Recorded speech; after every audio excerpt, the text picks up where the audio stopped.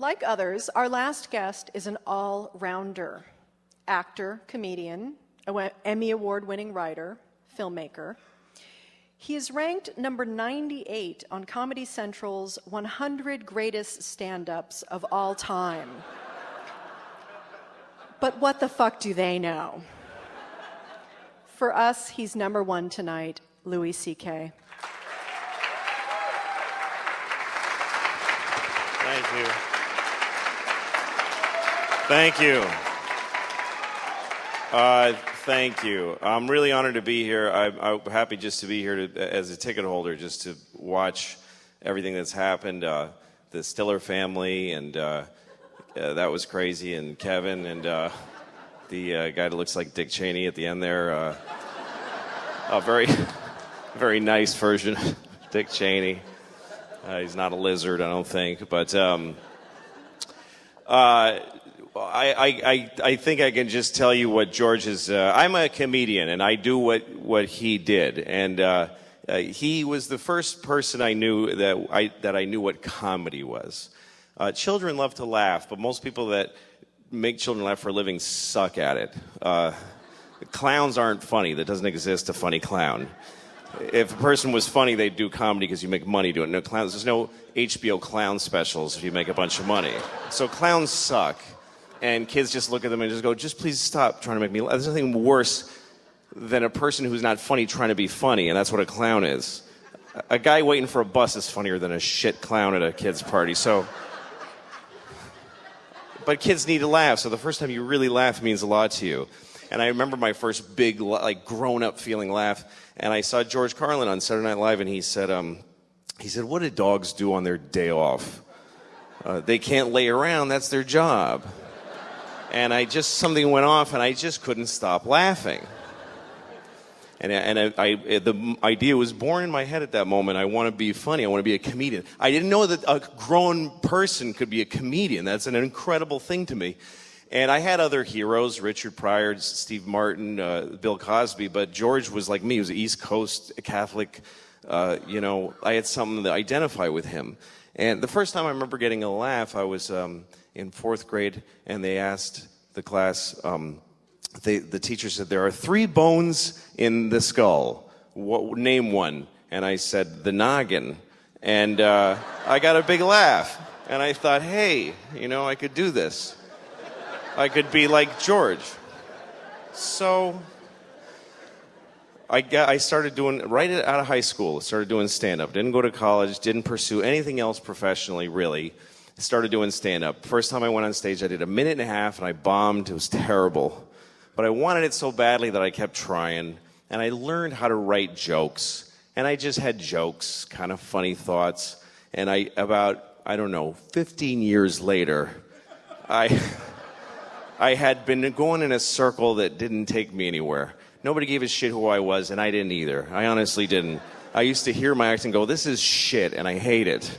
But I've been doing this for 15 years, and stopping now is like getting out of prison. Like, what do you do after 15 years of stand-up comedy? How do you re-enter the workforce? So I was in a really bad place. I hated my act. I've been doing the same hour of comedy for 15 years, and it was shit, I promise you.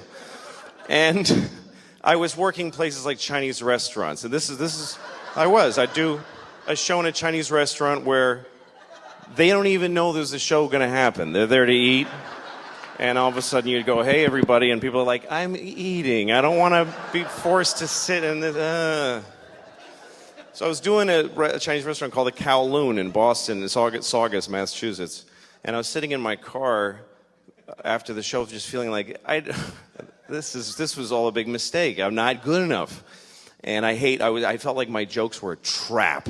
And I listened to a CD of George talking about comedy and the workshopping it and talking about it seriously. And the thing that blew me away about this fellow was that he just kept putting out specials. Every year there'd be a new George Carlin special, a new George Carlin album. They just kept coming, and each one was deeper than the next. And I just thought, how can he do that? And it made me literally cry that I could never do that. I was telling the same jokes for 15 years. So I'm listening, and they ask him, how do you do all this material? And I'm like, eh. And I hear him, and he says, well, I just decided every year I'd be working on that year's special. And I'd do the special, and then I'd just chuck out the material. And I'd start again with nothing. And I thought, that's crazy. How do you throw away? It took me 15 years to build this shitty hour. If I throw it away, I got nothing. But he gave me the courage to try, and also I was desperate. What the fuck else was I going to do? This idea that you throw everything away and you start over again. And I thought, well, okay, when you're done telling jokes about airplanes and dogs, and you throw those away, what do you got left? You can only dig deeper. Start talking about your feelings and who you are. And then you do those jokes and they're gone. You got to dig deeper. So then you start thinking about your fears and your nightmares and doing jokes about that. And then they're gone. And then you start going into just weird shit. Yeah, eventually you get to your balls. But there's a whole... It's a process that I watched him do my whole life, and I started to try to do it. And I started to think, because he says whatever he wants. What do I really want to say that I'm afraid to say? And at the time I was a father. I am still a father. But at the time I had started, I didn't take off yet. The jury's out. My oldest is 8. I could still split. So far I'm still there. I was having a hard time being a father. And I wanted to say it on stage. And one night I thought, okay, forget all the old jokes. I'm going to start again. And I thought of the first thing. I said, I can't have sex with my wife, because we have a baby, and our baby's a fucking asshole. It's just what I was feeling, and I said it. And the audience went, whoa! And I thought, oh, I'm somewhere new now. And I said... something like, I never used to get babies in the garbage, but now I understand it. And they did that. And I thought, I'd rather have that than the shit tepid laughter for my 15-year-old jokes. So I started going down this road. And he was always the beacon for me, always, this guy. He always gave me the courage. He says, the line that Kevin quoted, where he said people that abortion rallies are usually anti-abortion rallies, are people you wouldn't want to fuck in the first place. He opened a special with that at Carnegie Hall. He comes out on stage. You have to watch it, and he doesn't milk the crowd for applause. They're applauding, and he goes, they're all going, George, and he goes, yeah. I got to get this out. You ever notice the people anti-abortion rallies are people you want to fuck in the first place? And most comedians would do a good half an hour of really sweet material and couch that joke in but he just had to get it out there. So he set that example for me, and that's the way I've done my act. And since then I've done 3 comedy specials, and I've started down the same road. It's been a massive change for me. I feel every year I've got something to work for. I'm doing exactly what he taught me to do, and on stage I feel a courage to say what I want to say because of this guy.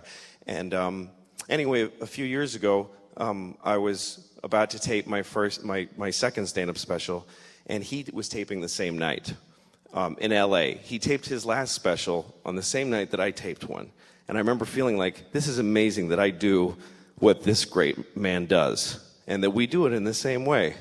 And he died, and he kicked me in the balls when he died. It really hurt. And then I remember that, and I don't want to be doing this, I'm sorry, but later I was at it doesn't matter, and my phone rang, and it was his daughter, it was Kelly, and I have 2 kids, and they're girls, so I thought, he's got a daughter, and his daughter's calling me, and I know what it means to have a daughter, because I have 2, and she's calling me and asking me to come and say something about what he meant to me. So that was a big moment for me. I'm very proud to do what George did. I know I was supposed to close funny, but I'm not good at doing stuff that isn't my act, so I'm sorry. But he was a great man, and anything that ever happens to me that's good is due to this guy. And I can tell you, because I do what he did, that it was really hard to say the shit that he did, and that it took a lot of courage. It was difficult. So thanks for coming and honoring him, and thanks for having me.